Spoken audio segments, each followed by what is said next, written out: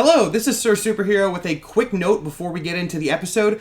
The audio on this one is a little bit weird, and I have no idea why. It keeps drifting in and out of sync with the video, which makes it very hard to correct in editing, but it was a problem with the original Twitch VOD, and I do not know how exactly that happened. Luckily, it is not a problem with future episodes. I have gone and looked at the VOD for episode 2 and things like that. It hasn't happened again. I've never seen it happen before. Hopefully it's not too disruptive, and I promise it will not be an issue in the future, so thank you. Welcome, heroes, villains, and morally questionable weirdos to Canon Clash. I'm your host, Sir Superhero. I have never hosted a game show before in my life, but I'm doing it anyway, so let's hope this goes well. Obviously, this is the sort of pilot episode of a new show. I've been running shows for like a year now, but this is going to be a very different format of one, so I'm excited and a little bit nervous, but we'll see how convincingly I can gaslight my fellow content creators.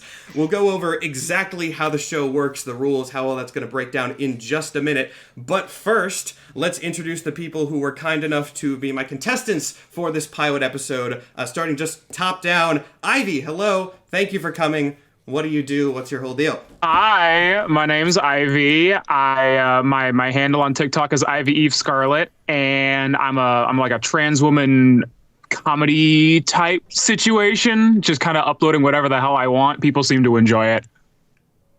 Comic knowledge wise, bad, like 2 out of 10. I know little to nothing, man. It's rough. Perfect. Great. I will take full advantage of that, honestly. Also, before we move on, let me do my my usual sort of announcement that I do to my audience whenever we do something new. Obviously, this is a new setup, a setup that I kind of know from D&D, but it's still new, so let me know in chat if you're seeing any technical issues, if you're having trouble hearing anyone, if any visual or audio levels need to be adjusted, etc., etc. Just tell me in chat, I'll see it, and we'll fix it on the fly. On that note, let's go on to our next contestant, someone I was very excited to get on because they work on Invincible, which is awesome. Katrin, go ahead. Hi, I'm Katrin. I'm Kate Snod on like all social media, but my day job is that I currently work as a storyboard revisionist on Invincible. I've been a storyboard artist in the animation industry for like 5 years, and I've worked in animation for like 7-8 years now. Sometimes I make TikToks about my job, or I just post art, or just like dumb memes. I don't really have a plan with social media. Who does? Yeah, it's just for fun. And then for comic book knowledge, so I want to say I'm like a 5, because like I really like comics. I read mostly manga, so maybe not Western comics as much. But since I work in animation and I've worked on like comic book properties or adjacent properties, like I have a weird amalgamation of knowledge, but I definitely am not an expert by any means. Mm-hmm. All right, cool. See, I didn't put any Invincible characters in this because I'm like, that would be unfair. We're not doing any of that. Maybe on a future episode, but no, I didn't want to give you any sort of unfair advantage. And then on to our final contestant. Funny enough, the only person in this first roster that I have actually talked to before, Harlan. Hello. Hello. My name's Harlan. As Matt mentioned, my handle is Fluffy Duffy, and I'm a film talker. Oh, what an awful statement. But I talk about movies online, and usually my comic knowledge, I would agree with Ivy, 2, maybe 3 out of 10. I've read some Batman comics, and like if I have to know about one specific comic run for one of my videos, I'll research that. But like, that's it, like 2 or 3. All right, sweet. And on that note, let's go into the rules and how exactly this show is going to work, which I've given people sort of the general gist of it, but not any specifics. I actually tried to make like specific rules and stuff, so let's hope they're fun. And obviously, this is a pilot episode, so things might change in future episodes, but here is roughly how things are going to work. I am going to present you with the name of a character. I will put it up in this this big empty space that the audience is seeing on your screens right now, and I will obviously tell it to the contestants in the call. I'm also going to say a little blurb of info about them. I've typed up just, a little couple sentences, what they're all about, the general concept of their whole thing. Your goal, then, is to tell me if this character is a real one that has actually been published in comics, or a fake one that I just made up entirely and has never appeared in a comic at all. Now, I note this, This episode is specifically Marvel characters. We are sticking to Marvel for this. Not necessarily for the whole show. I will almost definitely branch out if we continue, but since this was a new thing, I wanted to stick with what I personally was very experienced with. So this one is Marvel, and then we might do more themed episodes later. Now, beyond that, there is another system. I kind of called it a lifeline system originally, but then it altered to not be that. Basically, for every question, there are 3 extra pieces of information that you can get. These 3 extra pieces of info, I've kind of given them sort of item code names, right? So the first one is the eye. The eye means I will describe the character's costume to you. I will verbally tell you what this character is wearing or what they look like. The text, the ancient text I wrote down, which is cheesy, but whatever. With this one, I will give you the name of the comic the character debuted in, and like the starring character, if that's not clear from the name, and the year that the character debuted. And then the gauntlet, which is a fun fact about the character. Can be pretty much anything. They are pre-written and personally chosen by me, so they're hopefully relevant pieces of information, but just kind of stupid, random things. Now, for each round, you are going to get one of these, and you, as a group, are going to vote on which one you want. Okay. So you can get one of these extra 3 pieces of information. If you think you know the character, if you're feeling confident, maybe vote for the one that you think will be the least helpful so that your competitors don't get helpful information. And if you all vote for for each of the different 3 items, you don't get any of them. So you can kind of sabotage the hints and extra information in that way if you would like. And in the spirit of fairness, as a little bit of a catch-up mechanic, you will vote on this in point order. So the person with the most points will vote first, and then the least points will vote last, so that whoever is in last place has a little bit of control over the extra information that is being put out. Your points are going to be showed on the scoreboard here. The borders correspond with the little scoreboard there, so that should be pretty cool. Any questions, or are we ready to get into it? I'm ready to go. Good to go. Good to go. Sweet. All right, I have assembled, for this episode, I have 20. I have no idea how long these are going to take. I have no idea whatsoever. So future episodes may change. We might do more. We might do less. That's one of the things we got to experiment with on a pilot. I also have a randomizer up. I'm going to roll for which one we do every time. So no psychological tricks about doing more real or more fake in a certain order. You're not going to be able to guess off that. It will be random for me as well. That said, I have already chosen our first one just for convenience. The first character that we are going to be doing in this game is... Let me find it on my document. There we go. First character is Vampire by Night. Thanks to the Halloween special that the MCU put out, most people know Werewolf by Night, but he's not the only heroic monster running around the Marvel Universe. Nina Price is a S.H.I.E.L.D. agent tasked with hunting down evil monsters and arcane beasts, and she does though with her strong vampiric powers and her werewolf powers, because she's not just a vampire, she is half vampire and half werewolf. Alright, at this point, you guys think for a second. When you're ready, you can go ahead and vote on, eye, book, or ancient text, or whatever I call it, or gauntlet, so costume, debut information, or just random fun fact. And since there's no scoring right now, you can kind of just vote in whatever order you want. So, begin your deliberation. I want to say gauntlet. I think a random fun fact might help, because I feel like the costume, if this was an actual character, might be pretty bland and might not help us that much. I feel you on that. I want the random fact for sure. All right, cool. I'll agree. So we will go with random fact then. All right, the name Vampire by Night is not actually one that Nina gave herself. It was a code name given to her by her uncle, who is Werewolf by Night. She is Werewolf by Night's niece. Does that sound real, or does that sound fake? Remember, these hints are also going to be fake. It's just, well, it could be fake, I guess. But is it information, extra information? What do you think? Related to Werewolf by Night, believable or not? Okay. Okay. And again, I didn't actually talk about how we were going to do scoring, but I told everybody separately to have some sort of visual indicator for real or fake. I said it can basically be everything, like piece of paper that says real, fake, something red, something green. Basically something so that I can have everybody hold up their answers at once and not talk over each other. So, 3, 2, 1, reveal your answers. Real. So we have 2 real and 1 fake. Kadrin and Ivy both say real. Harlan says fake. Vampire by Night is real. Dang it.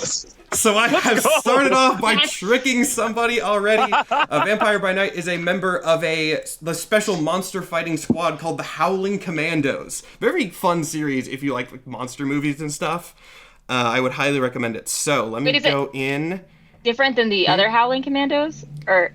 The other Howling Commandos, the original ones, were first, and then decades later they did a spin-off where the Howling Commandos were monster hunters. So they kind of took the name with werewolves, and they ran with it that way. Okay, let me see. I have the score system set up, but I'm not used to changing it yet. That is 1 point for Ivy. That is 1 point for Kadrin. And Harlan, there's 19 more questions. Maybe you can do something later. Oh boy. All right. Speaking of that, let's go ahead and re-roll for the next one. Hide this here. Okay. Actually, that's one of the bonus rounds. We're going to not do that yet. We'll do that halfway through. Let me re-roll again so that we do not get a bonus round. All right. Let me retype the character's name in here. I was going to originally have it set up so that all the different character names were in. I could just click a button to swap them. That took way too long to manually type, so we're going to do it manually. 1 second. All right. I'll have this set up fancier for future episodes. The next character is Commander Marvel. As you can probably gather from the name, Commander Marvel was introduced as essentially a foil to Captain Marvel, specifically as a more violent anti-hero from a higher rank in the Kree military. Now, this might sound like an annoying villain character, but on Commander Marvel's debut, it really seemed like Marvel was trying to set him up as some level of edgy, cool protagonist. But Commander Marvel was hated, understandably, and was killed off almost immediately, barely ever interacting with the character that he was set up specifically to be an opposite to. All right, what extra information do you guys want?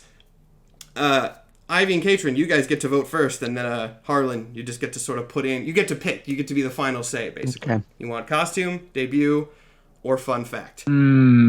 Okay, I am going to vote for costume on this one. I feel like this is a character that would have a very distinct costume that I'm sure I would have seen at some point somewhere. Okay. I kind of want a fun fact because I feel like this could be a thing, but I also feel like I don't know. That's great. Hearing I feel like this could be a thing, but I don't know, means that either I picked good options or came up with good fakes, so I'm happy either way. Harlan, which of these hints do you want, or do you want to screw everybody over and vote for the third one and no hints? I like that idea. Let's do Gauntlet. Oh, all right, cool. No, Harlan choosing violence immediately. No extra information. You go with what you have. What are you guys thinking? Everybody ready? Well, I mean, if there's no extra deliberation, I'll give you another minute. But what are you thinking? All right, if everybody's ready, stop me if you're not. 3, 2, 1, reveal. Man. All right, so we have... Oh, okay, so same point breakdown as last time, with Ivy and Kadrin both saying fake, and then Harlan saying real. And amazingly, Harlan's not getting any points this round, as Commander Marvel is one that I made up. Okay, can I make a little note? Oh yeah, go for it. Again, this is a pilot episode of a game that I made up, so any notes are fully welcome. Not a note for you. You're doing amazing. Still, a little criticism for myself. Okay, I'll put the scoreboard as you go. The little podcast that I have with my buddy, we have a game where it's can you beat a Fluffy Duffy? Are you smarter than a Fluffy Duffy? Don't beat me. Are you smarter than a Fluffy Duffy? And I lose every game, and we've been doing it for a year. So. And the pattern is continuing, Harlan. Yeah, very good at job. least I'm saying I'm brand. In case you're curious, the fake fun fact that I had for this one was that Commander Marvel was so unpopular that his death was fully just an off-screen thing, and the only reason that we know that he was dead is someone was listing off just a bunch of names that were casualties killed by Thanos, mostly fake names, and that his name was just stuck in the roster, so they killed him and sidelined him immediately. But of course, that did not happen. That was just something that I made up because I thought it sounded funny. Thank you. Very believable. I'm trying my best here. You want to know the funny thing about this? We haven't actually gotten to any of the insane ones yet, but I had to scrap some of my fake concepts because they were too reasonable. We're gonna get to some hell of an options here later. All right, let me re-roll the next one and get rid of the character on screen here. Oh, one of my favorites. Oh no. A character that I kind of have some level of personal relationship to, whether that's because I, read a book with them in it or made them up. You'll have to find out, but let me go ahead and put it on the board here. This is... There we go. Center it so it looks nice.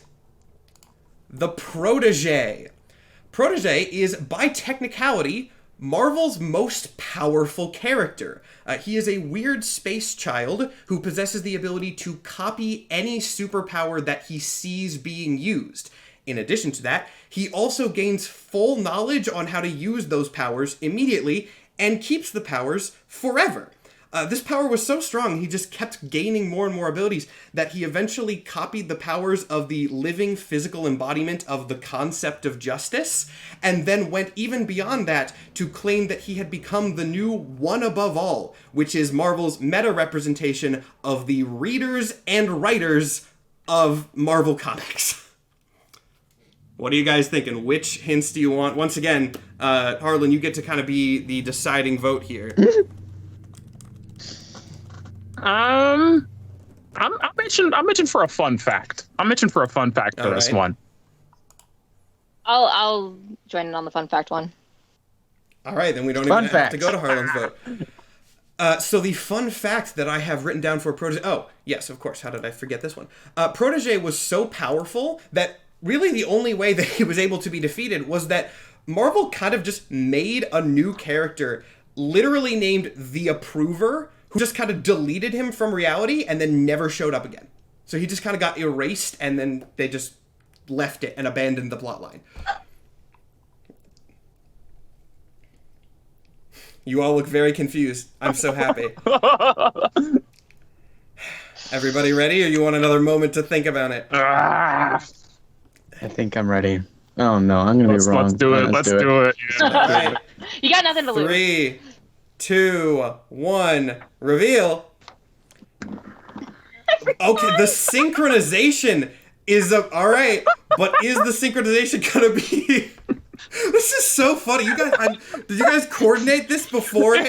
Yeah, we actually have a separate chat over here where we're both looking at it, giving side eyes at each other, like, "Oh, we got the right one. Okay, cool." Yeah. You want to know an extra funny thing, Harlan? I'm so sorry, bud. Harlan, I'm so sorry. Protégé is real. Protégé was this weird cosmic space baby who got so powerful that he was basically deleted by the editors. The editors, in the form of the Approver, kind of came in, slapped him over the head, and got rid of him. The reason I say I am sort of personally connected to this character is I found him hilarious when I was just first getting into comics. He was like one of the first obscure characters I liked.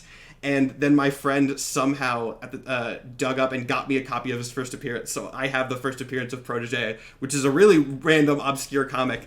And that's why I had to put him on this list. I love this nerd. He's such a weirdo. I'm learning a lot. All right, let me... Yeah. Educational. It's a learning experience. Let me change 2 out of 3 of the scores up again. Oh, man. But hey, Harlan, you get to pick the hits pretty much every time. I really right? hold the That's power. Great. Yeah, true. Yeah. Oh, yeah. Okay. All right. Let me type up the next one. Another one that I like, but I really don't need to say that because I like all of them. I like all these. I either handpicked them or made them, so, I'm really curious to see what you guys are feeling about the vibes of this character, because the next one is Gray Goblin, not Green Goblin, Gray Goblin, who is a genetically modified clone, basically combining DNA from Norman Osborn and Gwen Stacy. Because of weird clone stuff, Gray Goblin aged to adulthood in just a few years, at which point he was gaslit by his supervillain father into believing that Spider-Man was his real dad and that he was a shitty, absent father. So then this goblin serum-charged clone went on a rampage, cueing Peter getting attacked by just a full-grown man in a goblin costume, claiming to be his son, somehow. What are you guys thinking? This is hard. Good. Yeah. Good. Yeah, it's a little... Hey, you don't get to say it's 3-3-0 right now. I don't think you should be the one saying it's hard. I don't know. Whenever you guys are, just pitch me your hint votes whenever you're ready. We don't have to synchronize those. I'll do text for All right. my vote. I'll do the same one. Okay. I'm itching for it. Once again, nothing for Harlan. Probably unsurprisingly, this character first debuted in The Amazing Spider-Man.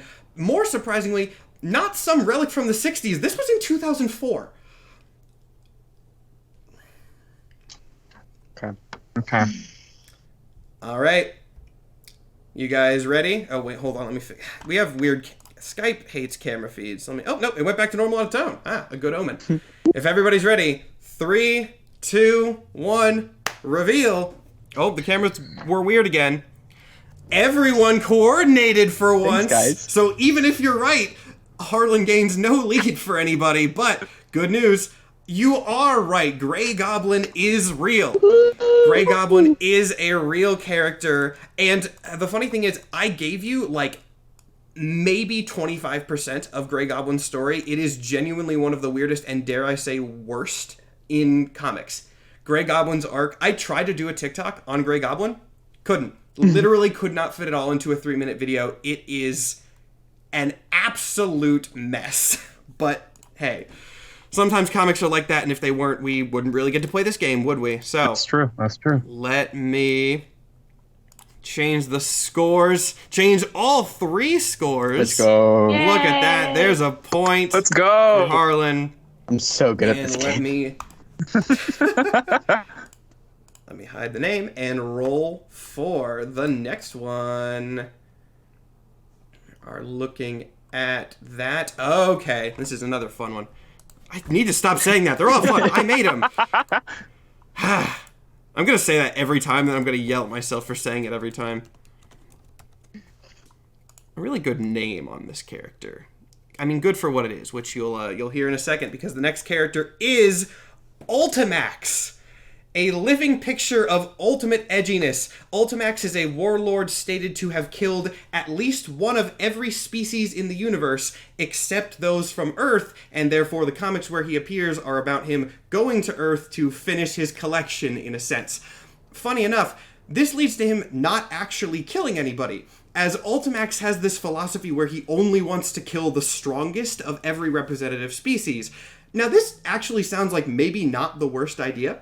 The problem is that Ultimax was written in just such a thinly veiled way to make the coolest, strongest, scariest, edgiest character in the world, and then sneak him past Marvel editorial without actually killing off any big names. His power is never explained. He's just got a big, strong, scary guy who beats up everybody and then doesn't kill any of them because he was so obviously not allowed to for narrative purposes. What hints are you guys wanting for Ultimax? I want a random fact.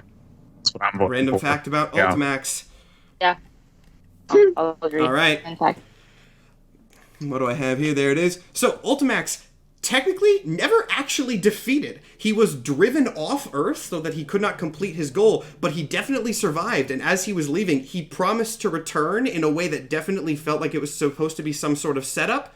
Never followed up on. Not even once. Ultimax just kind of left and is, I guess, presumably, still out there angry that he couldn't kill people on Earth. Okay. I think I got All my right. answer. Okay. 3, 2, 1. Reveal. Fake, fake, fake. So we went from real, real, real to fake, fake, fake. And you are all once again correct. Ultimax is not real. Ultimax was my Yeah. attempt to make just a bullshit 90s Ultimate Edge character. Mostly because I admittedly came up with the name Ultimax, and then I was like, oh yeah, I gotta use that for something. Even if it's not the most convincing, we're running with it anyway. One of my weaker options on the list, but hey, they'll get worse. I I need can 'em. picture drawn by Rob Liefeld. Yes, exactly. I was going for, and even with the he's just the strongest guy and thinly veiled. This was meant to be so clearly meant to be a Liefeld character, and I am glad that came through. All right, let me put the scores up.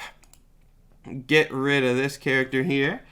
And then let's see. Let's roll for the next. Actually, it might be time for one of the bonus rounds. We'll go ahead and do one of the bonus rounds here. Not that they're that crazy, but there's no hints for these. So, bonus rounds. What I have done is I have taken not characters, but one bonus round. I have a team of heroes, not an individual character. And then another bonus round that I have that I'll do later is an event, like a crossover event comic.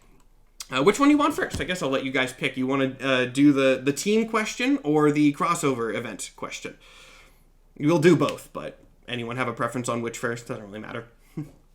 I don't really got a preference. I don't know. If not, I'll just do the one that's already on my screen.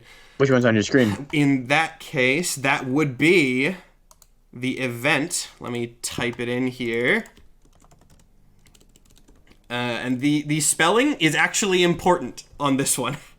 So if you're not looking at the Twitch stream, I would recommend it. It should be very obvious which characters this event concerned when you see that the name is Exchange, spelled Exchange.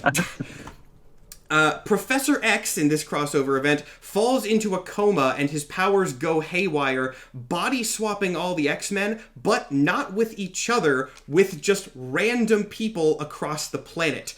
Cue the X-Men in unfamiliar forms trying to catch up with their old bodies, many of which are just civilians that now have superpowers all of a sudden. Highlights of this event include Wolverine swapping with a 70-year-old woman and Jean Grey swapping with Peter Parker. No hints for bonus rounds, because the format of the question doesn't really work with them. So I'll give you a moment to deliberate, and then we'll go ahead. I'm good. Oh, good. All right, everybody ready? 3, 2, 1, go. Everyone says... wow, all right, I want it to be real. Me too. Yeah. Me too. So there's... Okay, Harlan, you have synced up with everybody else. I guess so. I guess I was a little bit off, but now we're... You're in the group chat now. Yeah. I texted all of them. I'm like, guys, let me know. Unfortunately, you have synced wrong because I made this up. Guys. I made up Exchange. I was like, I have to do something with an X put. I think that's gonna make it more convincing. Exchange is not real. I also want it to be. I want that. I also really want it to be real. I think it would be so funny, but this is not a real thing. This is just sort of my, I guess, X-Men fan fiction at this point that I basically wrote in for this game. All right. So the scores are still. Actually, wait. Now that I'm thinking about this, Ivy and Katrin, have you guys said the same answer for every question so far? Yep. Yeah. I think, okay, all right, totally in sync. And Harlan got in sync. Yeah, it took me a little bit, but I'm there. Yeah, I got there. You got there. All right, let's roll for the next one here. Can't do that one. We already did that one. I literally just have a D20 up here. All right. Here we go. See, I didn't say it was a good one that I liked this time. I caught myself. I caught myself before I was about to. Or you just hate it. Yeah, or I hate it. Secretly despise one. This one sucks. This character's bad and stupid, and I hate him. His name, though, is Macromaster. Macromaster is a disgruntled colleague of Hank Pym who would create his own size-altering tech, not for scientific purposes, but for his own gain, with the plan to break into Fort Knox, enlarge the gold in there, and then sell it off now that he had more gold, which is not exactly how size changing works, but hey, whatever. He was confronted by Captain America, but then to stop this, instead of growing himself or his own weapons or his own tools, The way that he tried to fight Cap was by stalling him, shooting Cap's shield with his growth ray, making it too big for Cap to wield. That was his whole plan. That was one of the only times his weapon was actually used, was just giving Cap a shield so big that he couldn't actually lift it. What hints are you guys wanting for Macromaster?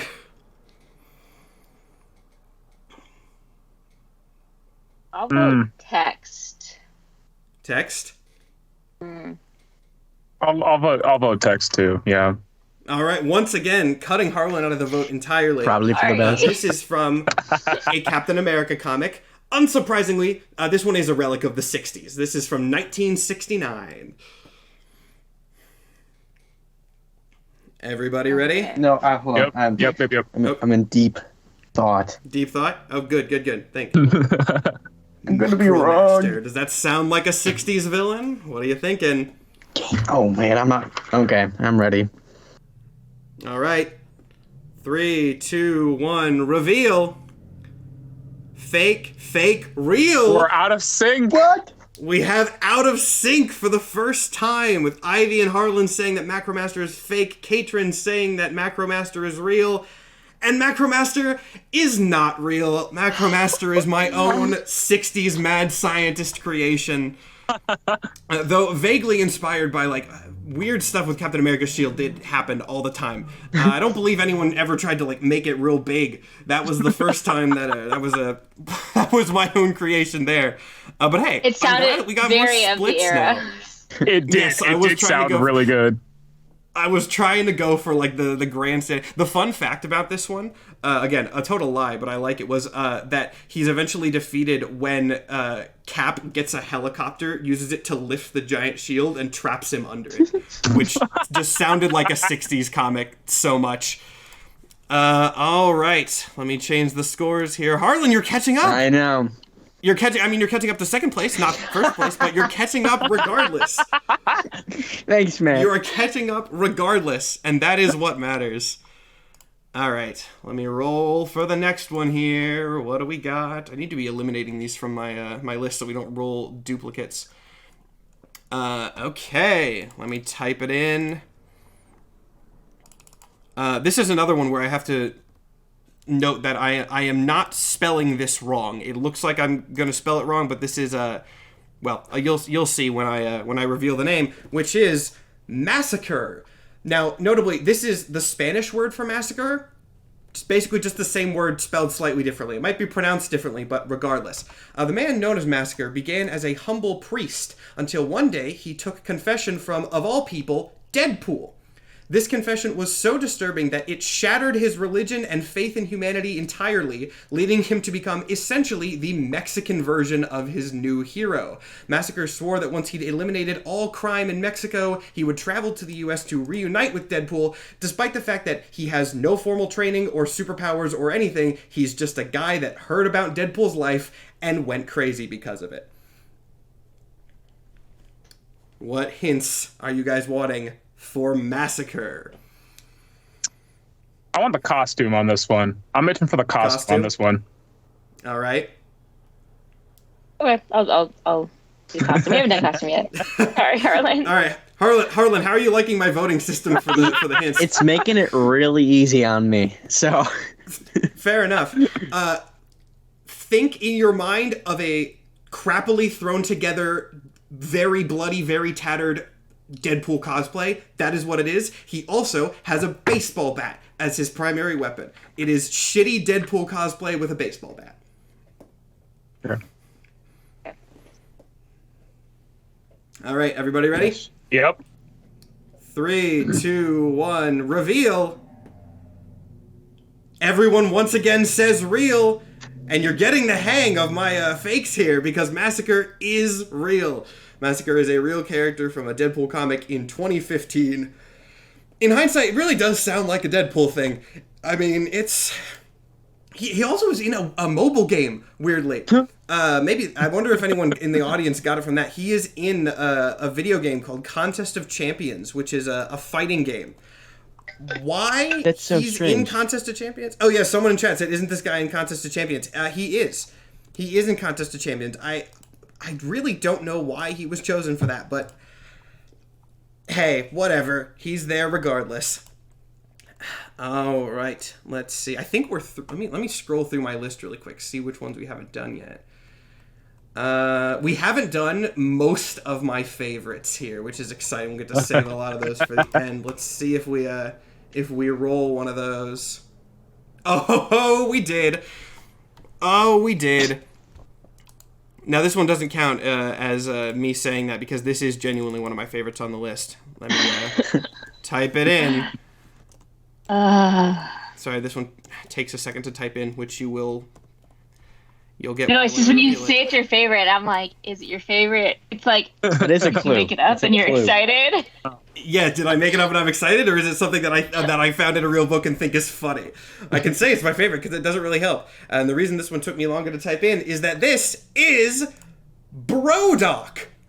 Not MODOK, Brodok. This is a short one. MODOK, the weird head guy that most of us know at this point from Ant-Man and the Wasp: Quantumania, moves to Los Angeles, rebuilds himself a body where he's a stereotypical buff surfer dude, and does all this to become capable of love. That's it. That's the whole summary. What do you guys want? Can I get a random fun fact, please? Random fun fact? Yeah, I'll go with fun fact too. All right, Harlan does not get a vote once again. While MODOK, what's MODOK's actual acronym? It's mental organism designed only for killing. I believe in the MCU it's mechanical organism designed only for killing. Brodok's name, the acronym stands for biorobotic organism designed overwhelmingly for kissing.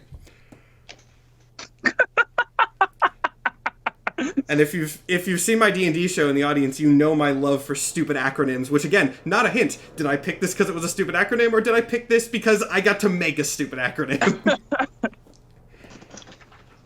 All right, what do you guys think? 3, 2, 1, reveal. No. Oh, okay. The synchronization has happened again. Ivy and Kate both saying that Brodok is real. Harlan saying that Brodok is fake. And Brodok, I'm so happy to say, is 100% real. This was a real thing that happened. And he does just look like a shirtless surfer dude with a head that's about 2 times too big for his body. I'm gonna go look this up on my phone now. No. Hey, here. I got it. I set this up where I can show you pictures of the characters if we really need to. Let me alter the score, and then I will show everybody in chat.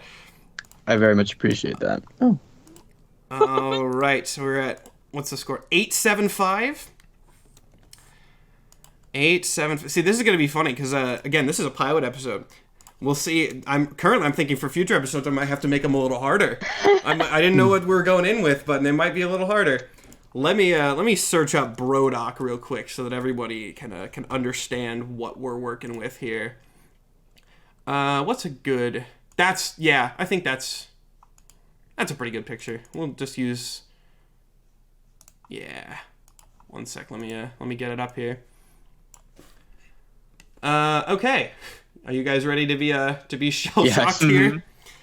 Revealing on the screen in 3, 2, 1. There he is. That's Brodok.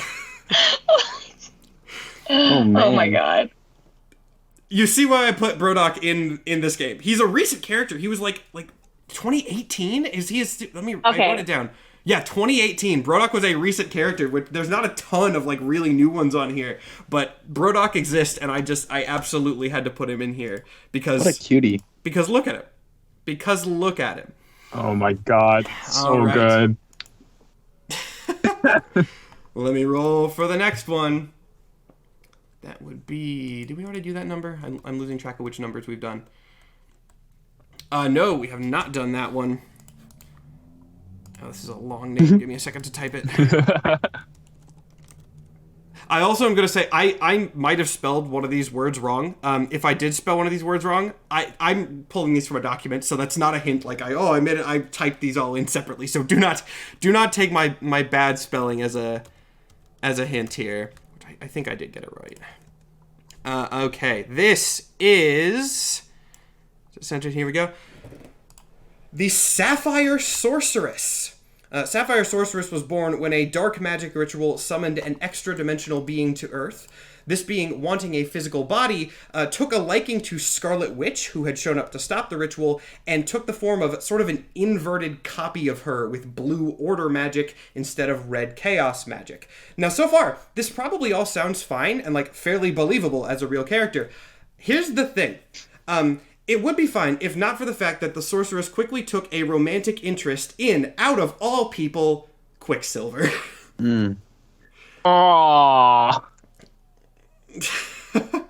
Did I give Harlan an extra point? Did I give Harlan an extra? People are saying in chat I gave Harlan an extra point. Hold on. Sorry, Harlan. I'm sorry. Let me. I'm Point sorry. that. I apologize. I'm gonna respect the game. Anyway. I see how it is. What hits do you guys want? Change. It's okay. Hey, look, Harlan was the one person I knew before this. So you can just give me like 10 points extra, and at the very end be like, actually.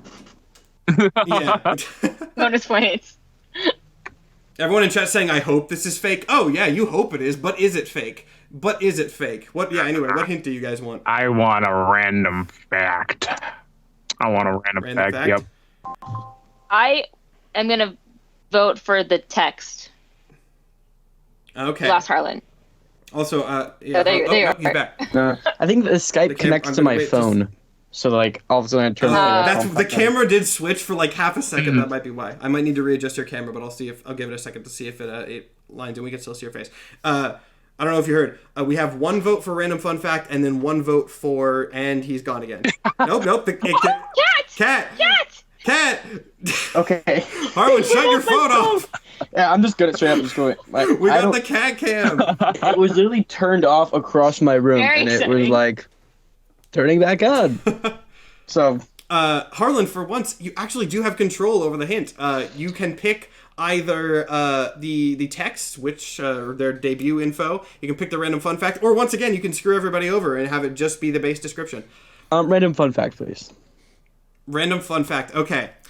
Making this story ever creepier is the fact that the relationship did briefly happen, only for the span of like half an issue, but Sapphire did mind control Quicksilver and kind of make that a thing very temporarily. Okay. I see confusion. I see confusion among you. Wow. Let me get these cameras in here. Shrink that back down. You guys ready? Yep. All right. 3, 2, 1. Reveal. Everybody says real.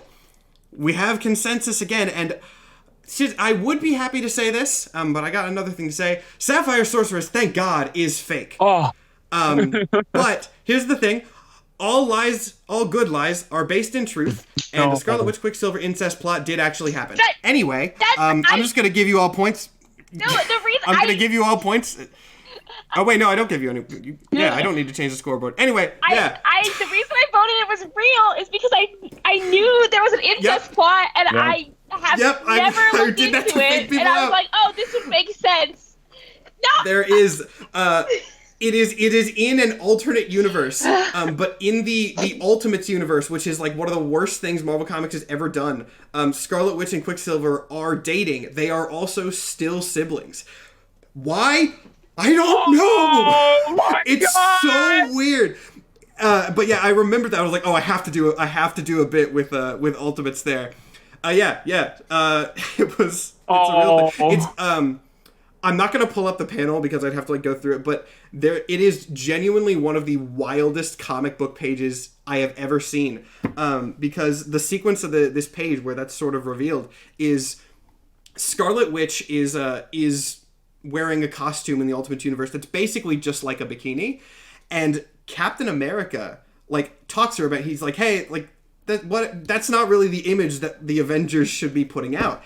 And Quicksilver, of all people, gets really, really bent out of shape about Cap telling his sister to like not wear a bikini as her superhero costume, and then they leave in a huff, and Cap turns to Hawkeye and is like, what was that all about? Why did Quicksilver get mad? And Hawkeye's like, oh yeah, they're dating. It's real weird. And again, I could have just put like incest Quicksilver in as a character, but I wasn't gonna do that. So I put in the fake one. Yeah. That's horrifying. What are the worst things? What are the worst things in this? But again, that's kind of what this show is about. Let me roll for the next one. Once again, we already did that one. Did we do this one? We did that one. I might just have to start picking these manually now that like half of them have been pulled. Oh, here we go. That was fun. Finally, that took forever. I need to come up with like a system that actually eliminates the numbers that have already been chosen, but I didn't think that far ahead. I had fake characters to make up. I was busy.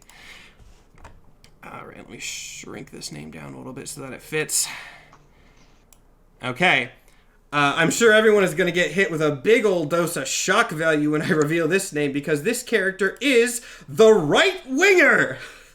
Yes, you heard that name correctly. Right Winger is an ex-soldier who was given super strength, who would go on to join a superhero team led by John Walker, otherwise known as U.S. Agent. This group would go on to do the things that you would expect from them, mostly like intimidating immigrants and foreigners, staging fake attacks to get publicity, all sorts of nonsense that's not symbolically subtle in the slightest. Right Winger would actually go on to be a very important character in John Walker's mythos, as he was the one to announce his secret identity to the public. U.S. Agent has a secret identity in the comics, not in the movies. And by virtue of him announcing his secret identity, he got John Walker's mom killed. What hints are you wanting for Right Winger? Oh my! Oh. Can I'm curious. Can I get a costume? Can I get a costume check, please? A costume? Yeah. A costume? Yeah, I'll do costume. What are costume? Yeah, that's kind of what I expected. Not really at all what you would expect.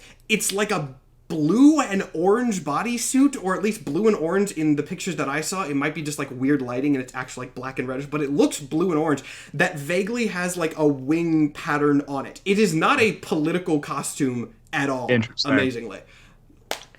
Okay. Oh man, I'm really torn about this one. Good. I mean, you should be. You should be. Okay. What are you guys thinking? Everyone ready? Yeah. 3, 2, 1, reveal. No. Wow, Harlan is so separate from everybody else consistently. But here's the question: Will he be out of sync right or out of sync wrong? Out of sync wrong. Right Winger is real. God. If it helps, he does often do things with his partner in superheroing, Left Winger. They're a duo, Right Winger and Left Winger. Presence of the third possible brother, Jeff Winger from Community. I'm not sure about that one, but yeah. That's a good one. I like that one. Right Winger and Left Winger were actual characters. When did they come out? Like, when are they from? 1986 was when they debuted, and they've actually had a longer tenure than I was expecting. I don't remember exactly when they died. They are dead. It's also worth noting, they died and came back like 3 times. At least Right Winger did. I didn't go through the whole biography of Left Winger, but there were 3 distinct times where like he was supposed to have died, and then Marvel just brought him back for reasons unknown. All right. And like, not subtle, that like he would get blown up and then would just be fine. He walked it off. It's fine. He's all good. He walked it off. Okay. Next roll. Oh, good. 2 that we haven't gotten in a row. Let me find this one. Oh, you know what? This one's actually kind of thematically fitting for doing after Right Winger, which should hold on. Should scare everybody. Let me type it in here. This is... I'm really glad we got this one afterwards, actually. This is... Glorialis. Plenty of abstract concepts have physical form in the Marvel Universe. Things like justice, love, hate, and apparently... patriotism and national pride. Glorialis, who is the embodiment of these concepts, appeared to heroes when Hydra had harnessed the power of the embodiment of destruction and empowered the heroes to fight back about it, because in post-Cold War, well, during Cold War America, patriotism and destruction are ideological opposites, I guess. And now that we know Right Winger is real, who knows what political nonsense might have... That's why I was really happy, because I feel like the presence of right-winger really throws off the plausibility. What hint are you wanting for Glorialis? I want a random fact. Random fact? I'll do costume. Costume? All right, Harlan gets to pick. Let's do costume. Costume, okay. If you're guessing it would be red, white, and blue, it's not that on the nose. It looks like a colorful energy being, perhaps vaguely made up of flag-like designs, but in the shape of an eagle, because there had to be something in there. So, the symbol of patriotism is a giant cosmic eagle. What are you guys thinking? Real or fake? 3, 2, 1, reveal. Oh, okay. Wow. You two need to be friends. You two need to like hang out socially after this, because you are consistently set up so nicely for this. And then once again, Harlan's wrong. I'm so sorry, buddy. It's okay. I'm so sorry, buddy. It's okay. Yeah, this is fake. This one's not real. There is no giant patriotism cosmic eagle. Thank God. Thank God. It sounds Let plausible, me change your though. scores up here. It did sound really real. I actually have not been sure, like, any time we've picked. There are a few that I... Great. Yeah. Great. Like, there's a few things, like I said at the beginning, like, I have some comic knowledge. There are a few things that I'm like, I think I've heard of this, or, like, I don't know, but mostly unsure. That one makes me very, very happy here, because I have, again, this being the first episode, I had no idea what difficulty level to shoot for. I could go easier, I could go way harder, I kind of just point and went with it, and I think I got it a relatively good difficulty level, which I am happy with. Time this here. Roll for the next one. There we go. Okay. This one's name isn't as weird as some of the others have been, but, oh, I should have hidden it before I changed it, but oh well, it doesn't really matter, because this is a quick one. This is just Aaron. Aaron, I don't know how it's pronounced, whether I made it myself. It's not like this, not like Aaron has ever been in any sort of live action, whether that's because he's obscure or fake, so I don't know how to pronounce it, so I'm just going to call him Aaron. In the comics universe, there are many beings known as Watchers, not just one like in the MCU. One of them is named Aaron, and he's a huge fucking weirdo. Aaron was obsessed with the Fantastic Four, to the extent that he secretly lived in their house for a while, until ultimately kidnapping them, replacing them with clones, and then controlling those clones to basically play out his own weird Fantastic Four fanfiction in the real world while no one else knew that they had been replaced. What are you guys thinking about the Watcher Fantastic Four fanfiction guy? What hint do you want? Random fact. I'm itching for that. Random fact. Text. Text. All right, Harlan. Guys, I'm so... Fact, text, or nothing? Nothing. I'm so confident. I'm so confident. You're so nothing. All right. I need to get it. I need to take advantage of what I can. Take advantage of what you can? Okay. 3, 2, 1. Reveal.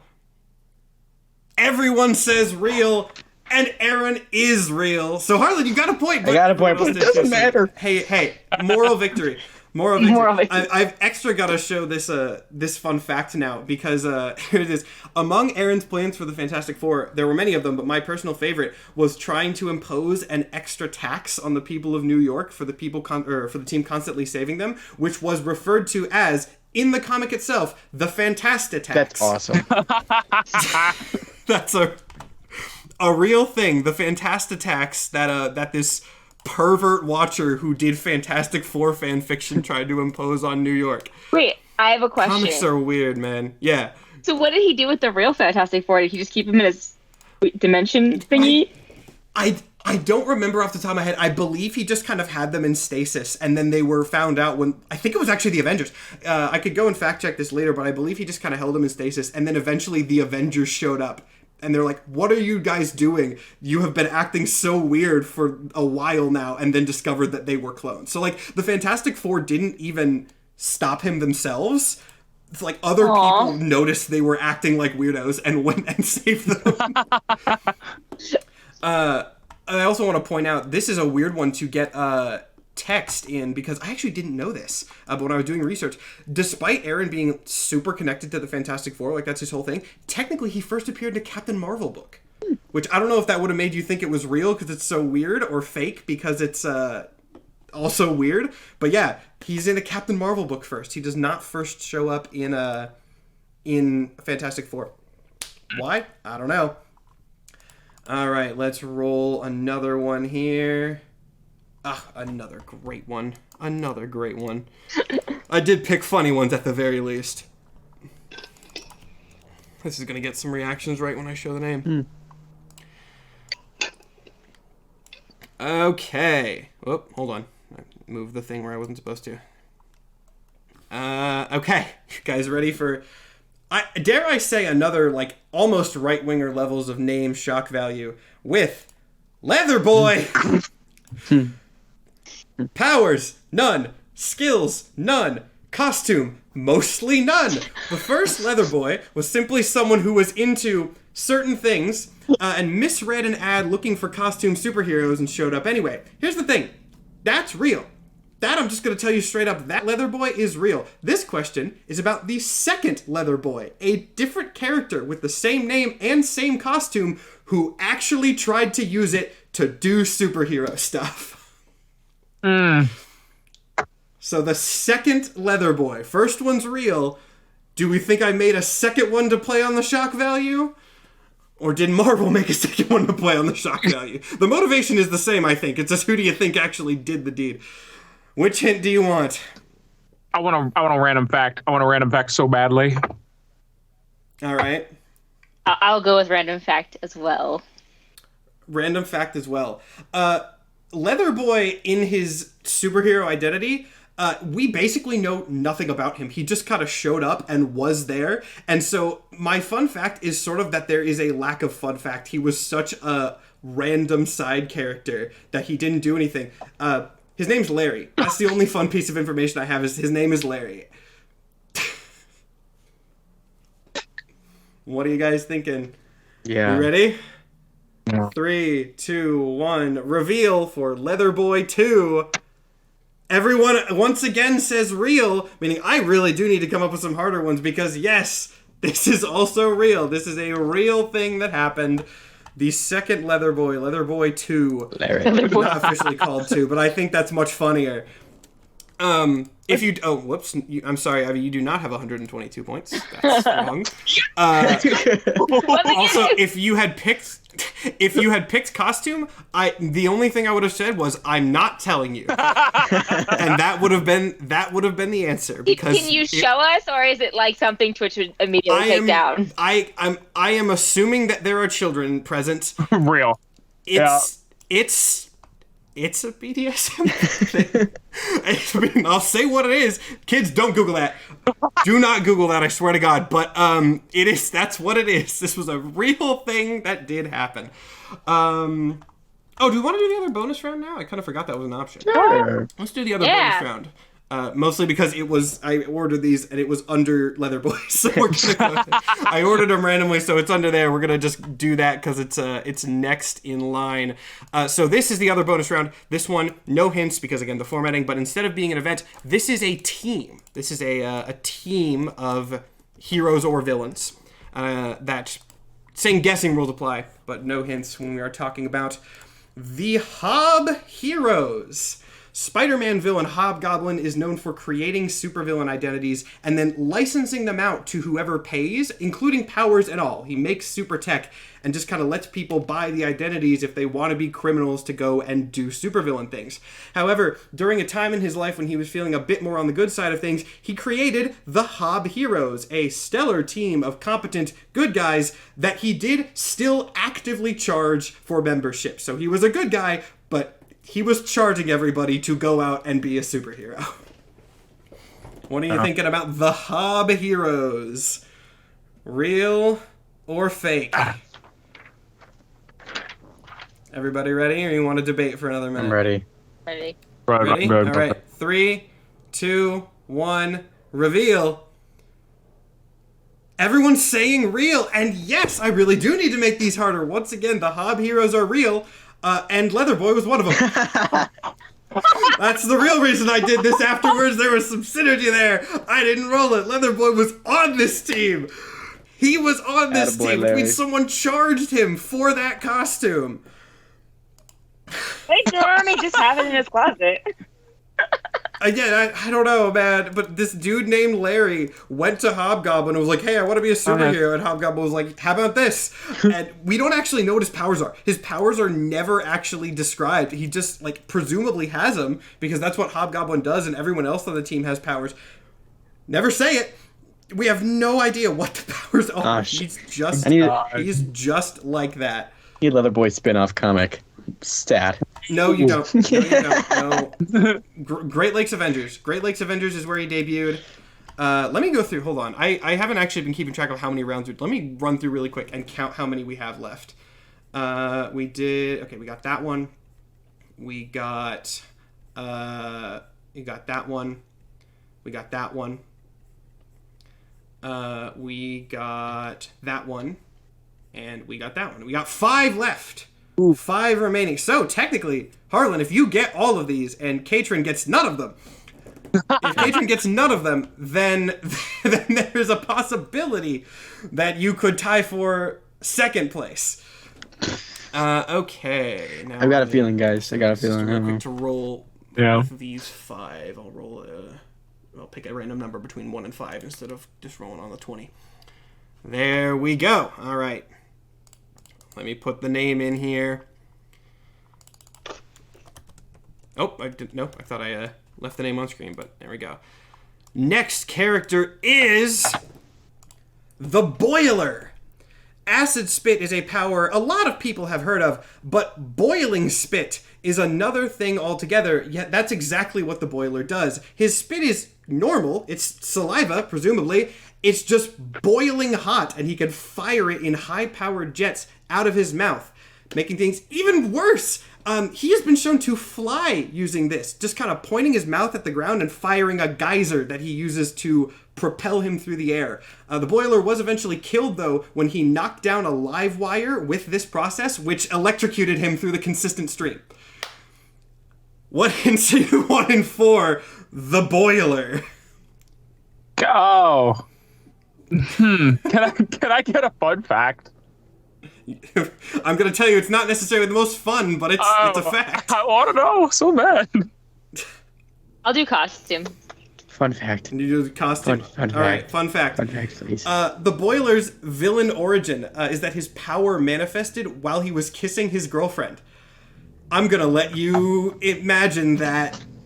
Just yikes. Oh, poor girl, man. This is a hell of a one here. What are you guys thinking?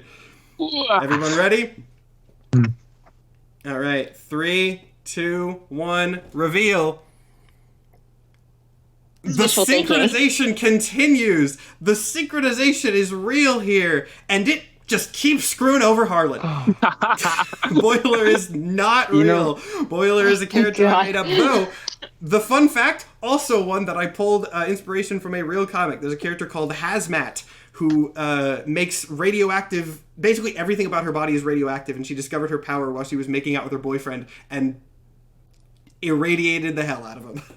Most of my horrible fun facts do come from actual comics, just to make it a little more traumatizing for everybody. Damn. Yeah. I need to go through and rewatch this when we're done and see like what the percentage of these questions are that Ivy and Katrin have guessed the same. Because it's most it's of like them. 98. It is by 98%. far most of them. And there's only one we did. No, because you're right, because there's only one score difference. I didn't need to go through and check. That's how math works. So there's well, I guess that's, yeah, because either the scores would be the same. All right, you guys are totally in sync here. Let me set up the next one. Here we go. Type it in. Someone in chat said, doesn't Rogue also discover her powers while kissing her boyfriend? Yes, that is also a thing, but I was thinking of Hazmat when I made this up, because Hazmat's is grosser. Like, the dude starts foaming at the mouth and stuff. It's not... Hazmat's a good character, but boy, her origin's gross. All right. On to the next character then, which is Dr. Division.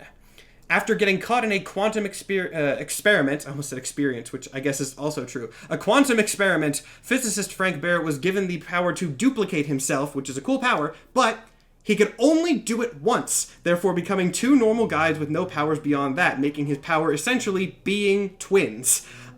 Now, this power might be useful in some situations because he could have, like, an alibi for any crimes that he wanted to do. But no, he did crimes with both halves at once, making him not hard to take down for pretty much any superhero that tried. What hint are you wanting for Dr. Division? Which had said late-stage twins, which, yeah, basically. Fun fact. Fun fact. Fun fact? I was going to say text. Text? Let's do text. Let's do text. All right. Dr. Division is from a Daredevil comic in 1983.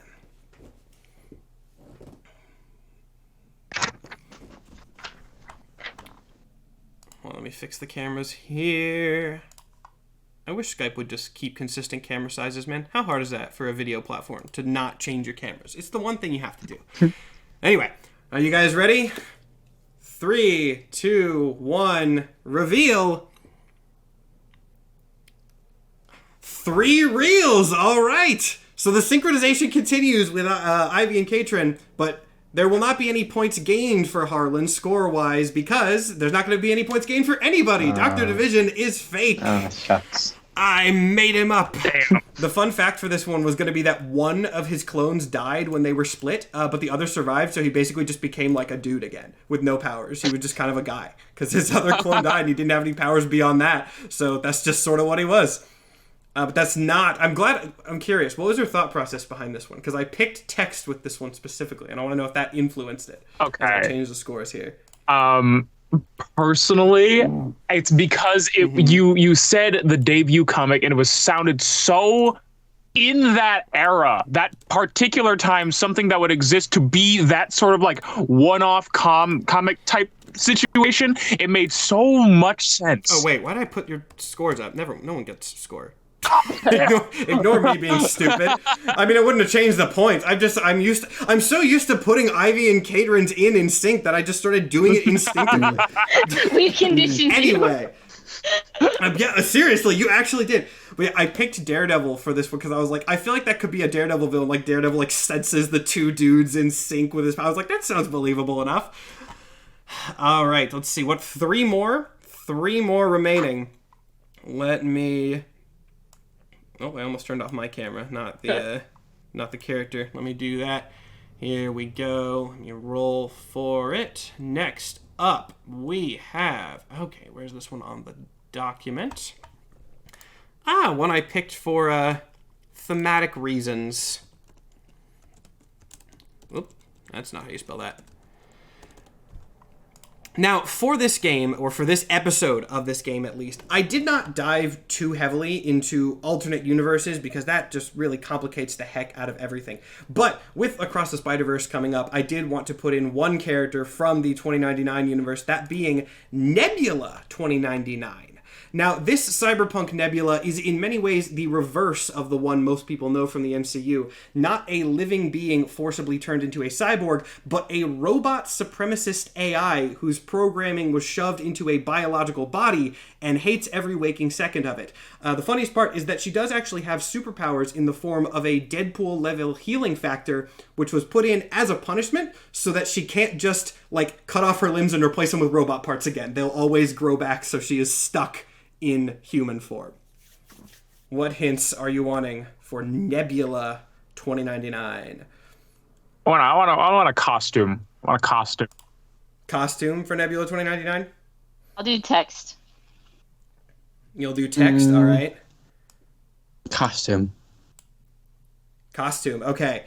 Now, the costume for Nebula is not that complicated because it's basically, she's just a person, but she is a person with like an egregiously over-designed sort of tech suit on top, presumably as some sort of attempt to reclaim at least some level of robot identity. And when I say over-designed, it's like cyberpunk, a little bit like there's like gears and stuff, like maybe a little steampunk, just ridiculously over-the-top detailed. But under that, still just a person. Okay. All right, what are you guys thinking? 3, 2, 1, reveal. Fake, and hold on, did the camera freeze? Maybe. Am I frozen? Yes. Maybe. Oh, yeah, your camera is, we can still hear you, but your camera's frozen. Oh. Oh. It just blinked in, and real, we have some desynchronization for once. I'll try to fix your camera as we go here, but like I said, oh, there we go, it seems to have fixed itself.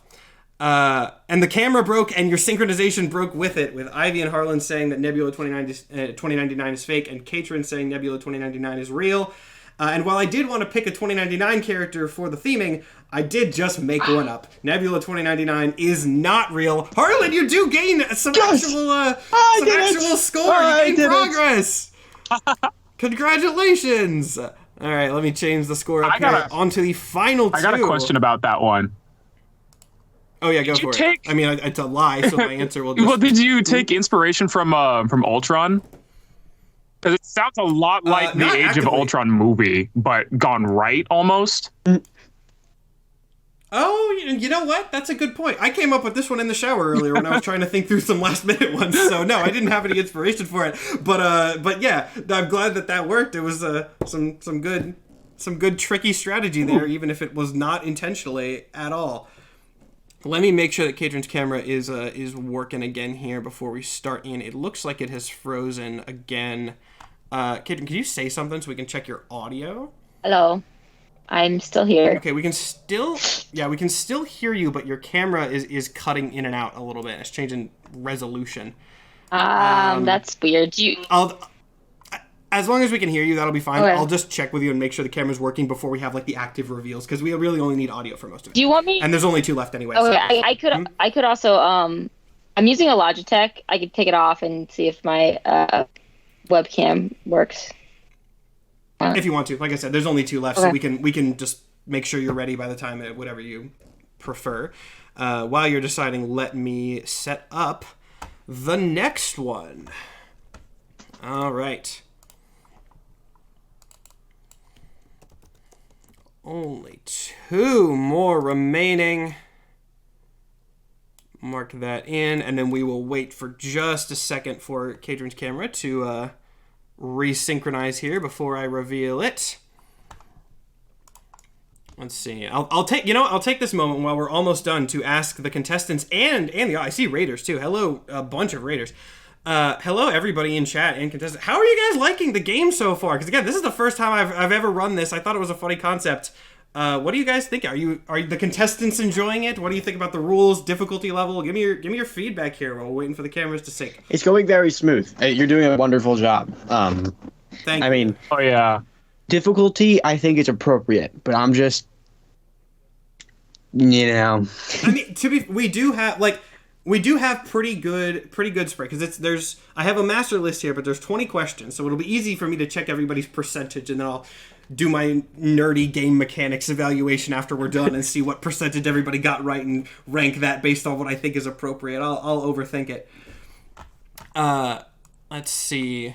Caitlin, your camera is not on at the moment. Yeah. I don't know if there's no. Can you hear me? Okay. Okay, cool. No rush. Yeah, we can still hear you. So again, we can hold for just another minute. I've got the next question up whenever I have it typed in.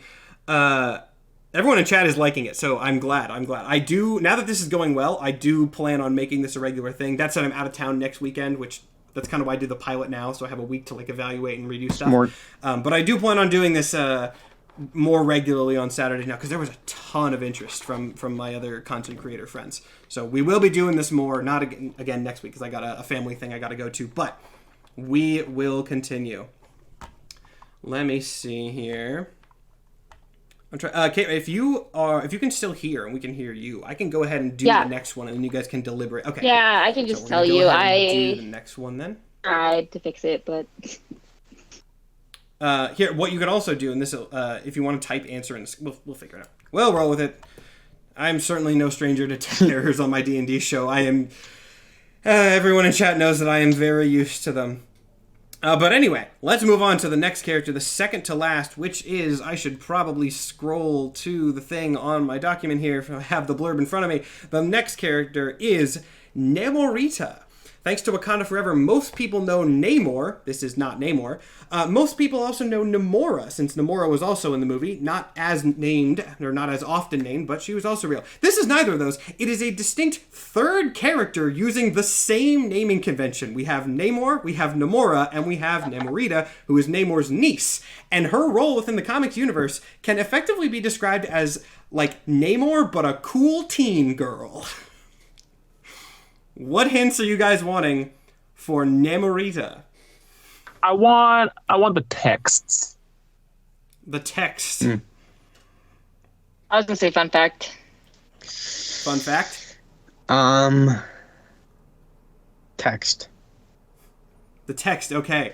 Namorita first debuted in a Submariner comic, which is essentially just a Namor comic, in 1972. Okay.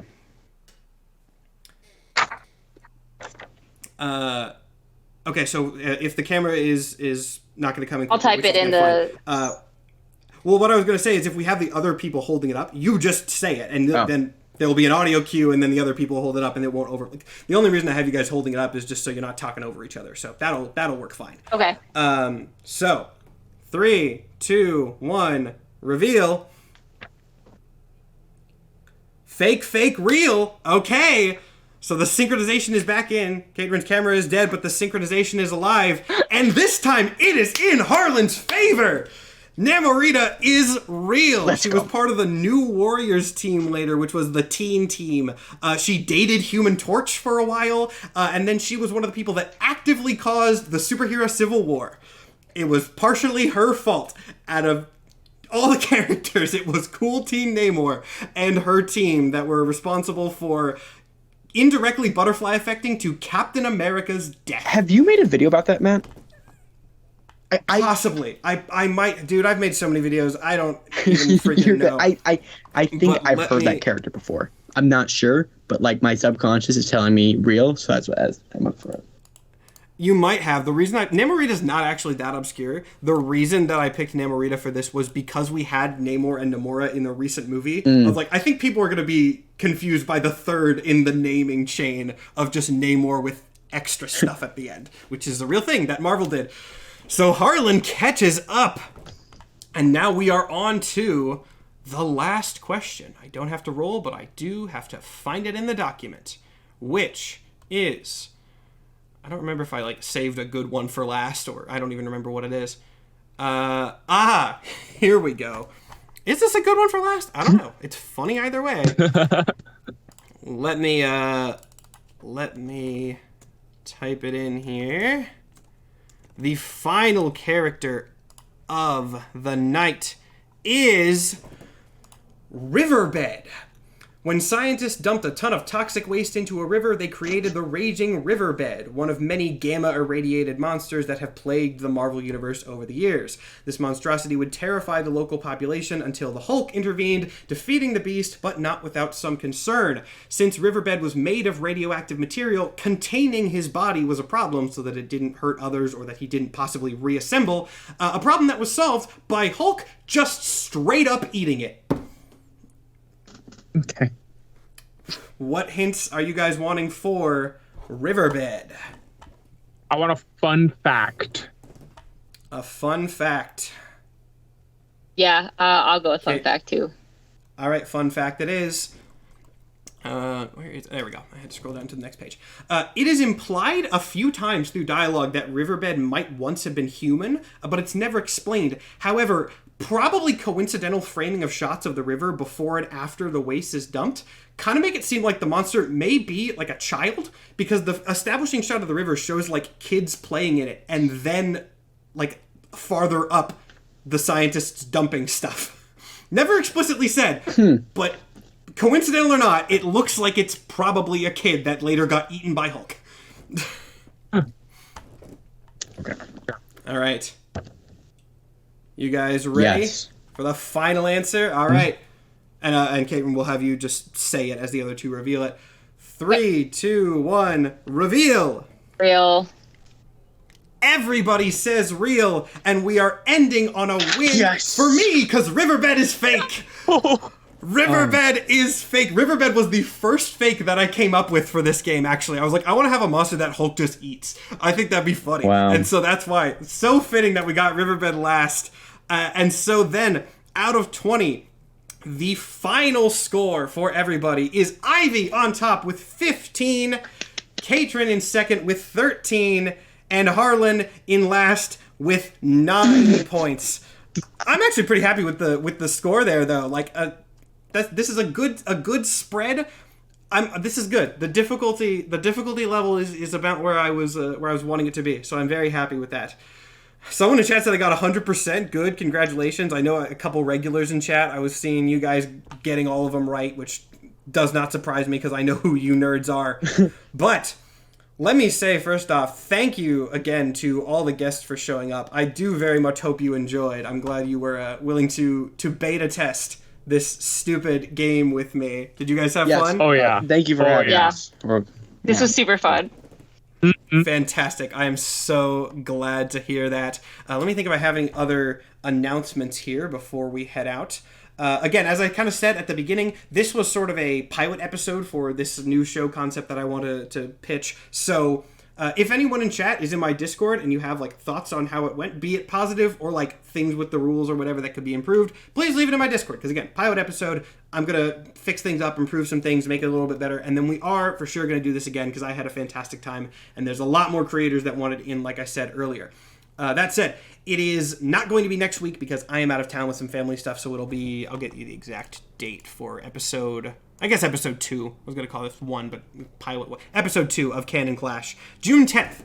June 10th, also a Saturday. It'll be at the same time. Will be episode 2 of Canon Clash. Also, for the people who are asking about VODs, I think, and this is not 100% locked down yet, I do believe that we are going to add this to essentially what is like the DnDorks family of shows now. So since I don't really have my own YouTube that I post on, we're going to put this on the D&D YouTube. I might also add it to the D&D Patreon so you can get early access to these shows, things like that, more stuff for our Patreon. It's always good. Look for updates about that. When I lock it down, I will say it in the Discord. I believe that is all I have in the way of announcements. If you guys want to plug anything, just say what you are again, where people can find your content. Now is the time to do so. Again, we'll kind of just go from the top down. So, Ivy. Hi, again. Thank you for having me. It was a lot of fun. Ivy Eve Scarlet on TikTok. All right. Katrin? Thanks. Yeah, this was super awesome. I had so much fun. And again, my username is KateSnod on pretty much all social media, but I post on TikTok the most. And the only thing I have to plug is just a reminder to support the writer's strike that's happening right now, because that's like the biggest thing. It affects like, I'm not in the WGA, but it does, like, their contract might set the precedent for the future going forward, which would affect animation folks as well. So it's going to affect pretty much everyone. So if you just, want to plug stuff on your own social medias, if you have the ability to support the Writers' Strike Fund, you can always donate to that and, just be loud. And if you live anywhere where there's studios, you can show up and strike. Or if you just drive by a strike, honk and be loud. That's my only plug. So thanks. Yes, for sure. That has my support as well. Mm-hmm. Harlan. Again, thank you, Matt. Of course, support this WGA strike. And my name is Fluffy Duffy with IEs, not Ys, because that was taken 2 years ago. So. All right. I do hope everyone in the cast and everyone in the audience enjoyed Canon Class. Like I said, episode 2 on June 10th. But for now, we are going to head out. Everyone, have a good rest of your weekend, and we will see you all later.